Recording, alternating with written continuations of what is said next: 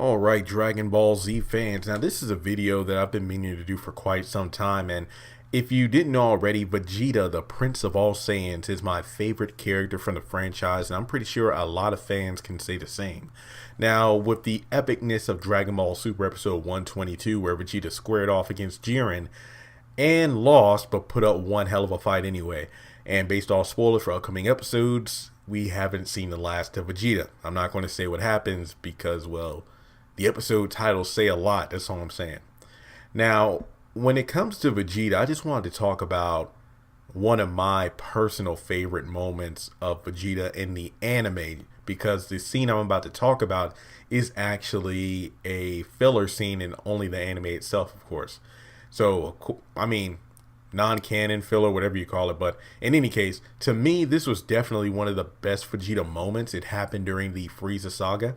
I believe it was right towards the end of the fight between Goku and Frieza when the planet was going to explode.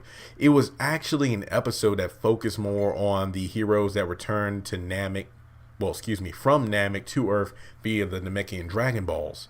And it was amazing because Vegeta talked about, or thought about, so it was like an internal dialogue, whatever you call it. Basically, it was himself, Nappa, and Raditz that took over the planet Shik, I believe, and it took like 3 days to take it over. And they were being, I guess you could say, looked down upon by Zarbon and Frieza in regards to, oh, a planet such as Planet Shik. Tell me, Zarbon, how long would it take for you to take over that planet?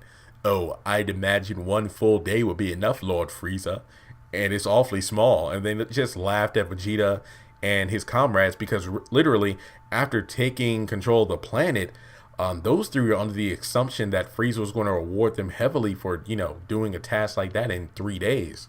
But they were literally just mocked instead. And what got me was the fact that, Nappa rushed in head first, as always. He's a hothead. After Frieza was like, oh, is there anything else you'd like to report to me?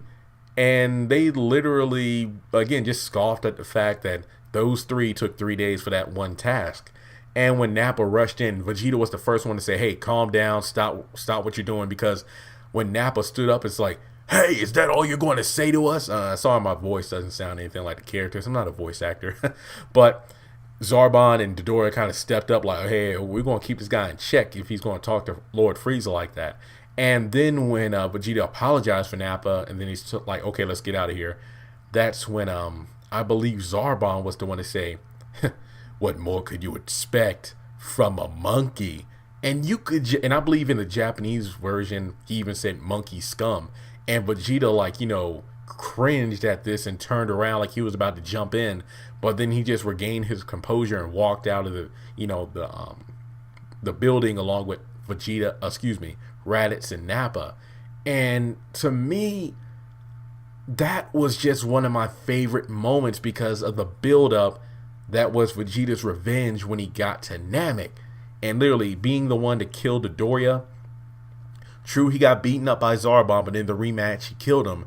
And then he went toe-to-toe with First Form Frieza. And in my opinion, I feel like him in that hand clasp with First Form Frieza, where he blew up the scatter with his power level, to me, that was far more impressive than that, that huge Zenkai boost he got after Krillin shot him through the chest. And then he went against Final Form Frieza without landing a punch, a kick, or an energy blast before being killed off. I feel like that was an important scene, even though it was filler, just because it really showed us about Vegeta's character. And then, of course, the scene continues where the three Saiyans are walking out in the middle of the city, and they talk about rumors of Frieza being the one to blow up the planet. And then Vegeta's saying he doesn't care about his people, he doesn't care about any of that. He cares about his pride and to be the strongest in the universe. And then eventually he'll be the one to take over Frieza's empire and rule the galaxy the way because he was destined to. But that scene, even though it was great in terms of his pride because it was a foreshadowing for what he would accomplish in the future, I just cannot get over the scene of him being looked down upon by Zarbon, saying that what more could you expect from a monkey? And then Vegeta Again, looking like he wanted to turn around and go in, but he knew if his power level at the time was most likely 18,000 at max, 180 as a grade 8. But yeah, Frieza wasn't there. He could have went grade 8 and killed them all, but whatever. All I'm saying is, I just love how that showed a lot of Vegeta's character without him opening his mouth at all. True, he did open his mouth just to say, hey, our apologies for, Nappa's rashness. We'll get out of your hair. And then to be looked down upon because he's the Saiyan Prince. To me, him swallowing his pride was actually, I feel like it was a direct contrast to his character in Z, where he says, I'm the strongest, even though he really isn't, goes in head first and literally nearly dies on multiple occasions. I mean, I don't even need to list them out, but a lot of people talk about Majin Vegeta's final explosion, his raging out on Super Perfect Cell after killing future Trunks, and more examples pour out.